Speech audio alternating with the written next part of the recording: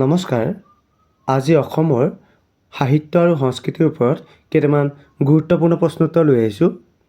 ইয়াত প্ৰথম প্ৰশ্নটো হৈছে, গৰীয়সী নামৰ অসমীয়া আলোচনীখনৰ প্ৰথমগৰাকী সম্পাদক কোন আছিল?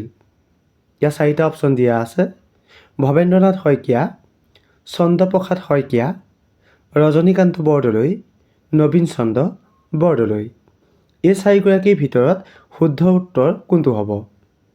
ইয়াত শুদ্ধ উত্তৰটো হ'ব অপশ্যন বি, চন্দ্ৰপ্ৰসাদ শইকীয়া। গৰীয়সী নামৰ অসমীয়া আলোচনীখনৰ প্ৰথমগৰাকী সম্পাদক হৈছে চন্দ্ৰপ্ৰসাদ শইকীয়া। আপং কোনটো জনগোষ্ঠীয় লোকৰ মাজত বহুলভাৱে প্ৰচলিত এবিধ পানীয়? ইয়াতে চাৰিটা অপশ্যন দিয়া আছে: ৰাভা, বড়ো, মিচিং, তিৱা। এই চাৰিটা অপশ্যনৰ ভিতৰত শুদ্ধ উত্তৰ কোনটো হ'ব? ইয়াতে শুদ্ধ উত্তৰটো হ'ব অপশ্যন চি, মিচিং। আপং মিচিং জনগোষ্ঠীয় লোকৰ মাজত বহুলভাৱে প্ৰচলিত এবিধ পানীয়। অভিযাত্ৰী নামৰ বিখ্যাত উপন্যাসখন কোনে ৰচনা কৰিছিল? ইয়াতে চাৰিটা অপশ্যন দিয়া আছে: চন্দনা গোস্বামী, নিৰুপমা বৰগোহাঁই, নিৰ্মলপ্ৰভা বৰদলৈ, ৰীতা চৌধুৰী। এই চাৰিটা অপশ্যনৰ ভিতৰত শুদ্ধ উত্তৰ কোনটো হ'ব? ইয়াতে শুদ্ধ উত্তৰটো হ'ব অপশ্যন বি, নিৰুপমা বৰগোহাঁই। অভিযাত্ৰী নামৰ বিখ্যাত উপন্যাসখন নিৰুপমা বৰগোহাঁয়ে ৰচনা কৰিছিল। অসমৰ প্ৰথমখন কথাছবি জয়মতী কোন চনত মুক্তি লাভ কৰিছিল? ইয়াতে চাৰিটা অপশ্যন দিয়া আছে: 1935 চনত, 1939 চনত, 1941 চনত আৰু দিয়া আছে 1943 চনত। এই চাৰিটাৰ ভিতৰত শুদ্ধ উত্তৰ কোনটো হ'ব? ইয়াত শুদ্ধ উত্তৰটো হ'ব অপশ্যন এ, 1935 চনত। অসমৰ প্ৰথমখন কথাছবি জয়মতী 1935 চনত মুক্তি লাভ কৰিছিল। এখুত ককাইদেউ বুলি কাক জনা যায়?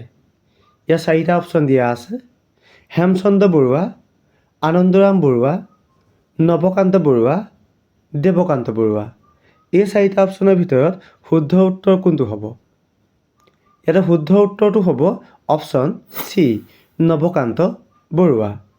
এখুত ককাইদেউ বুলি নৱকান্ত বৰুৱাক জনা যায়। হাতীৰ ৰাণী বুলি কাক জনা যায়? ইয়াত চাৰিটা অপশ্যন দিয়া আছে: হেমপ্ৰভা চুতীয়া, পাৰ্বতী বৰুৱা, চন্দ্ৰপ্ৰভা শইকীয়ানী, কনকলতা বৰুৱা। এই চাৰিটা অপশ্যনৰ ভিতৰত শুদ্ধ উত্তৰ কোনটো হ'ব? ইয়াতে শুদ্ধ উত্তৰটো হ'ব অপশ্যন বি, পাৰ্বতী বৰুৱা।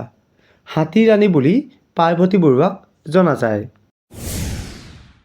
স্মৃতি তীৰ্থ তলত উল্লেখ কৰা কোনগৰাকীৰ জীৱন বিষয়ক গ্ৰন্থ? ইয়াতে চাৰিটা অপশ্যন দিয়া আছে: লীলাধৰ বৰুৱা, তৰুণৰাম ফুকন, গোপীনাথ বৰদলৈ, নবীন চন্দ্ৰ বৰদলৈ। এই চাৰিটা অপশ্যনৰ ভিতৰত শুদ্ধ উত্তৰ কোনটো হ'ব?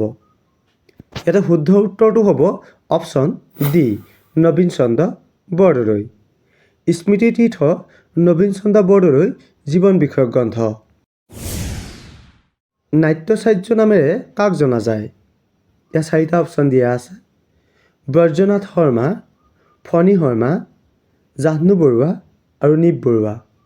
এই চাৰিগৰাকীৰ ভিতৰত শুদ্ধ উত্তৰ কোনটো হ'ব? ইয়াতে শুদ্ধ উত্তৰটো হ'ব অপশ্যন এ, ব্ৰজনাথ শৰ্মা। ব্ৰজনাথ শৰ্মাক নাট্যাচাৰ্য বুলি জনা যায়। অসমৰ প্ৰথমগৰাকী ICS কোন? ইয়াতে চাৰিটা অপশ্যন দিয়া আছে: নৱকান্ত বৰুৱা, হেমচন্দ্ৰ বৰুৱা, আনন্দৰাম বৰুৱা আৰু দেৱকান্ত বৰুৱা। এই চাৰিটা অপশ্যনৰ ভিতৰত শুদ্ধ উত্তৰ কোনটো হ'ব? ইয়াত শুদ্ধ উত্তৰটো হ'ব অপশ্যন চি, আনন্দৰাম বৰুৱা। অসমৰ প্ৰথমগৰাকী ICS হৈছে আনন্দৰাম বৰুৱা। প্ৰহ্লাদ চৰিত্ৰ তলত উল্লেখ কৰা কোনগৰাকীয়ে ৰচনা কৰিছিল? ইয়াতে চাৰিটা অপশ্যন দিয়া আছে: ৰাম সৰস্বতী, হেম সৰস্বতী, মাধৱ কন্দলী, অনন্ত কন্দলী। এই চাৰিগৰাকীৰ ভিতৰত শুদ্ধ উত্তৰ কোনটো হ'ব? ইয়াতে শুদ্ধ উত্তৰটো হ'ব অপশ্যন বি, হেম সৰস্বতী। প্ৰহ্লাদ চৰিত্ৰ হেম সৰস্বতীয়ে ৰচনা কৰিছিল। কৃপাবৰ বৰুৱা কাৰ ছদ্মনাম? ইয়াতে 4টা অপশ্যন দিয়া আছে।